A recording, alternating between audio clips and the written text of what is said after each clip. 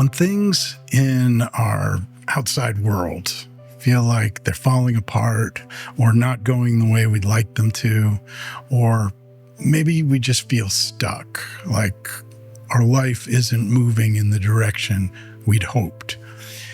It's common, and I spent many years doing this, to look to things like productivity and better habits and hacks to make ourselves more productive so that we can get what we think we want, and then that will ease the burden of not being who we want to be or having what we want to have. Let's talk about it. And let's take a walk with the dogs while we do. This idea that we can think our way through life has gotten us all kinds of things, like AI, for example. We think intelligence is the measurement of what is going to bring us happiness. If we were smarter, we'd be happier. And so we rely on this mental chatter, this what we call intelligence, the mind, to give us a sense of who we are, to give us direction, to show us what to do. And then we are both the one talking in our mind and the one listening. So this split dichotomy is just assumed to be who we are. Who is the one listening and who is the one talking in the intelligence dance in our brain? This can be hard to sort out because for our whole lives, we've been listening to that voice and feeling like we are that voice all at the same time. And more often than not, that voice is a voice we kept from our childhood.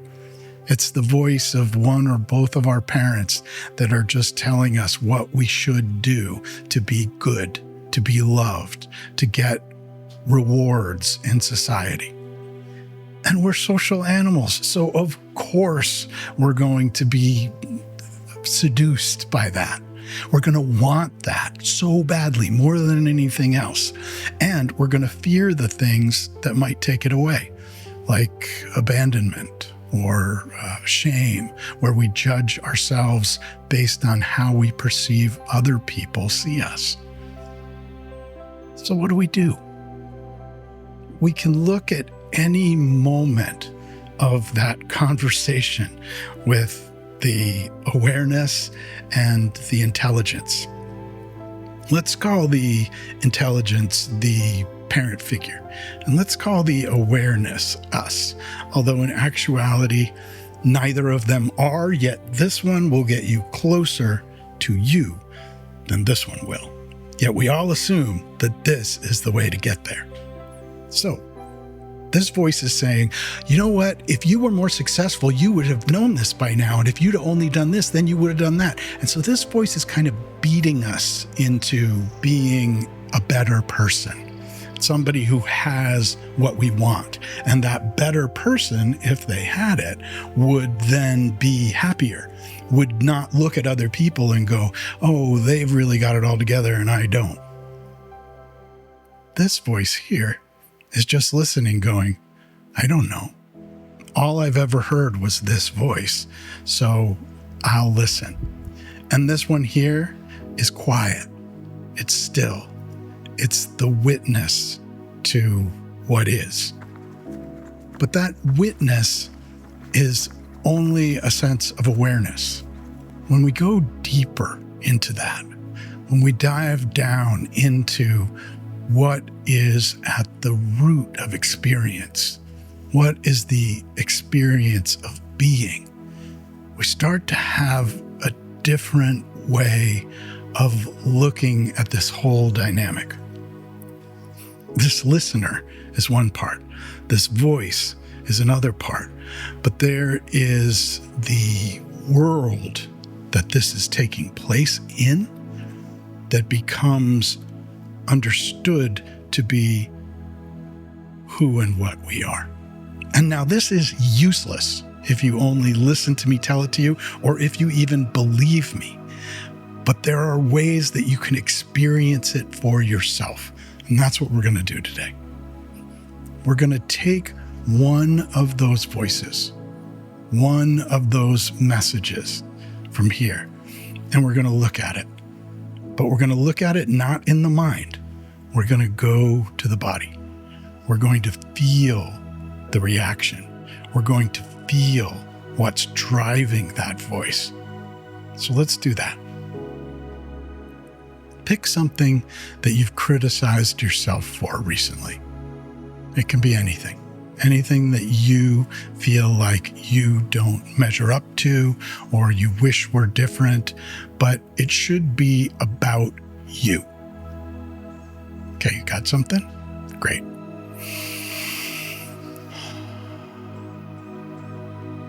Mine is going to be that I'm lazy. This is something I've told myself my whole life. So I'm going to work with that one. We'll use that as an example. So my voice up here says, it's 1:00 in the afternoon and you didn't even get started on this video until now. What were you doing all morning? And this voice says, well, I was having breakfast and I took a walk with the dogs and I was just kind of doing my best. Who are the elements of that conversation? We have that ego voice that's cajoling, pushing, pulling on life. We have that listener who just says, this is who I am. And then what is the world that all that is happening in? This body, these emotions, these feelings, the felt sense of being. So let's take a moment. This will only take 60 seconds. Take a deep breath and feel into both sides of that. The voice that's judging you. Where does it come from? Where do you feel it in the body? The listener that's listening to the voice. Where is that? Where do you feel it in the body? And then the body itself. Where do you feel that? The rest of who you are. The felt sense of being alive. What percentage of that conversation matters to that felt sense of being alive? What about intelligence is in that place where intuition and intention guide us? Not through some kind of way that we have to be or should be, but as the birthright of who we are. And we can all know this by tuning into it ourselves, the same way the dogs do. They don't spend any time thinking about what they should or shouldn't be doing. They just follow their instincts. They follow their intuition, their intention. We can do the same. And we'll find that there is a deep peace and understanding there that starts to show this voice and this listener for who they are. Just small parts of the entirety of who and what we are. In awareness, in consciousness, in the physical being that we are.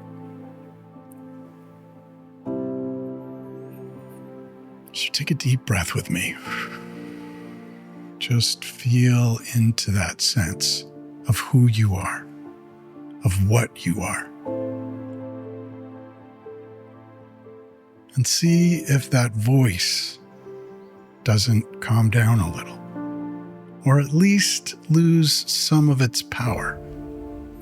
And see if this watcher, this listener, doesn't feel more connected, more grounded.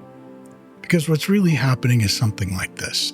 The mind is talking to the heart, and the heart is trying to make sense of what the mind is saying, but they don't really speak the same language. when we can connect them with a gentle understanding that integrates the fullness of who we are, that goes down to our gut, to the bottom of our feet, to the ends of our fingers, all of a sudden we're operating as a whole different beast. And I use the word beast on purpose because that is what we are. And when we're trying to transcend our human nature through trying to just think it out or be an intellect or be some kind of superhuman AI, we're missing the point of all of what we are and what this precious experience of life is. So let that be your experiment today and next week and the week after. Take a moment every day to tune into that voice. Where is it? What is it? What does it feel like?